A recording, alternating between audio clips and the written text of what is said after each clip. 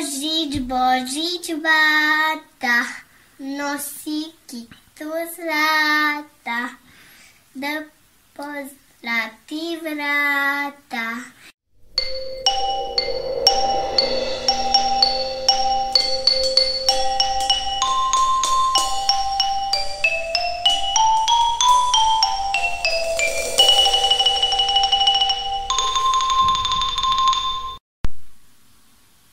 Božić štapom bata, nosi suva zlata, od vrata do vrata, na čija će vrata dat blagoslov.